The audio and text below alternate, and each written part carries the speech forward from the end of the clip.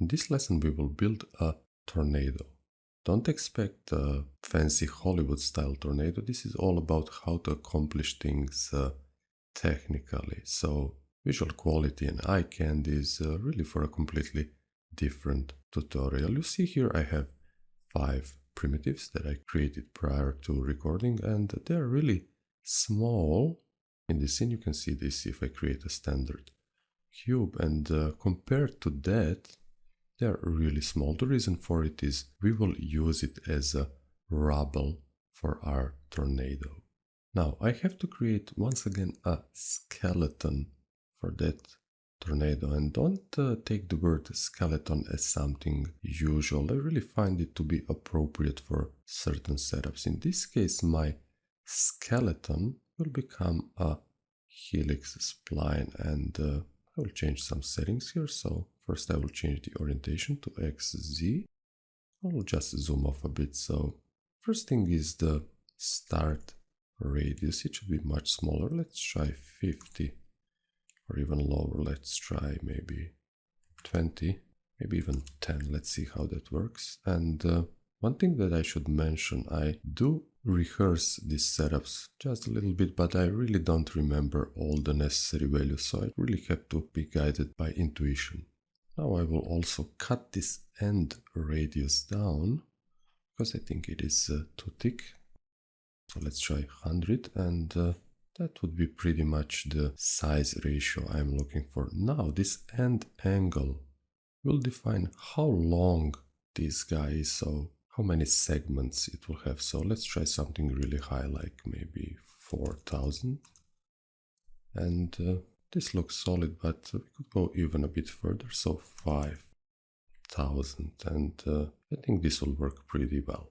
Now when we have a skeleton for our tornado, we can put this rubble on it, so this primitive. So I will create a cloner, of course in the object mode, and I will drop all these guys under the cloner. So the object which we will clone onto will be this helix spline. Of course we will change some settings here, so let's try maybe 100, maybe even more. Let's try 200, and I will enable this smooth rotation and turn off this per segment, because I want to use a random mode.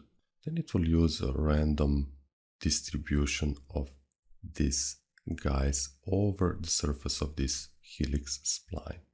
Now let's make those guys move. I will enter a certain rate, which is actually speed of movement for these guys. Let's try 10 and hit play, and this is really fast. Let's try 5, and this is far more acceptable, but I would rather want these guys to go clockwise, so I'll check this reverse here, and that is what will happen. I think this is a much more natural motion.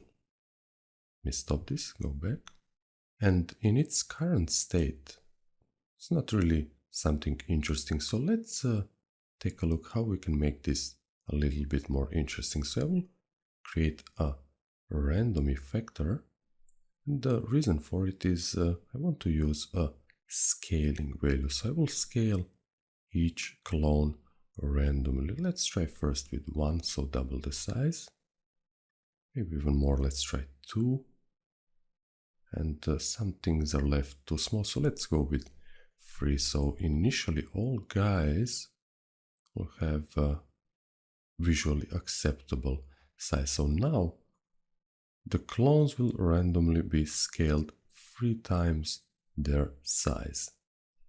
To bring this to life, I will add a color mode and set the blending mode to maybe this color scheme will be a little bit better. So let's hit play and see what do we have. We now have a really nice effect of these guys spinning.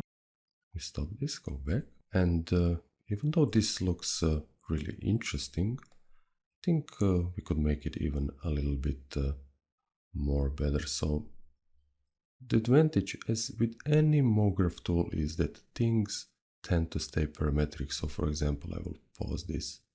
You see this Just hit play until certain capsule comes in. So for example, this guy, if I want to reorient it, I can do so even after, so let's say Z plus, and you can see those pills reorienting.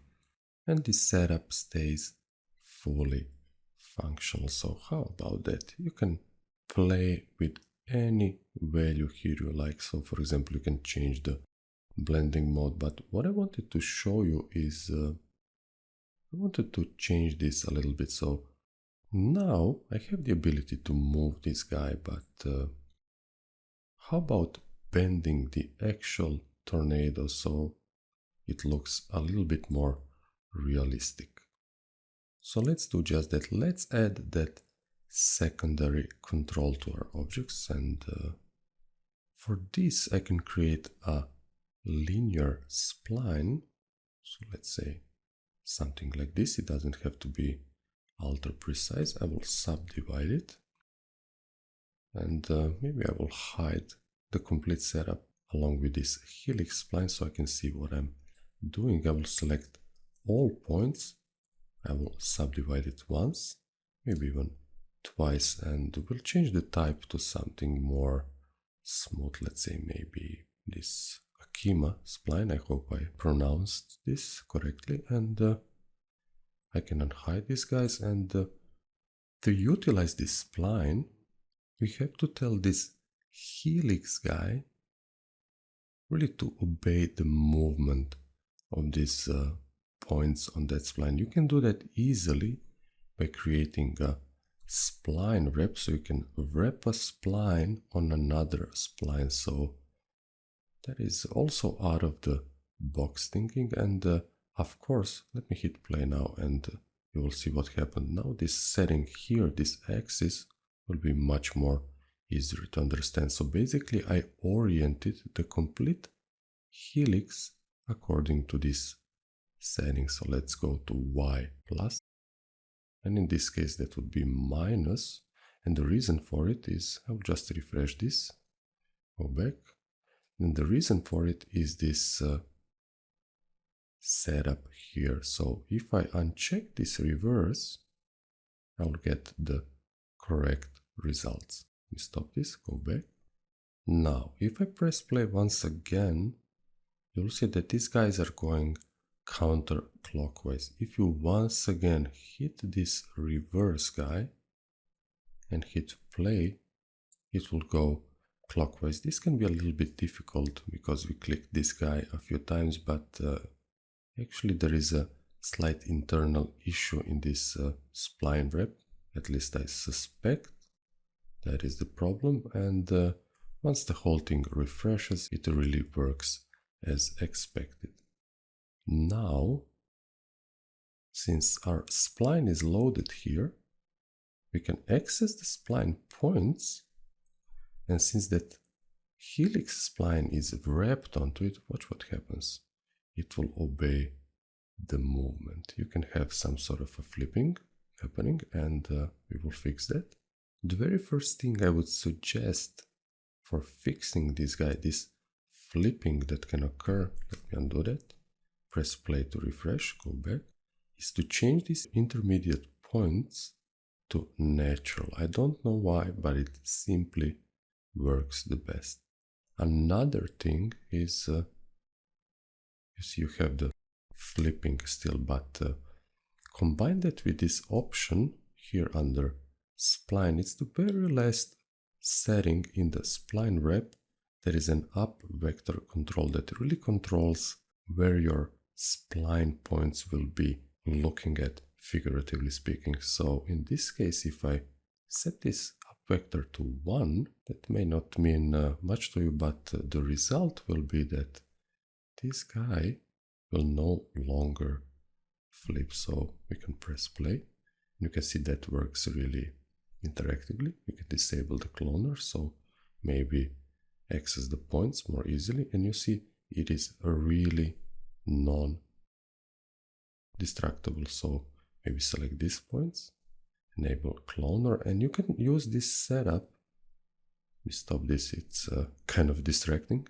And as I was saying, you can use this kind of setups for all your vortex effects, wind tunnels, black holes, and stuff like that. So let your imagination go. This is one really cool thing.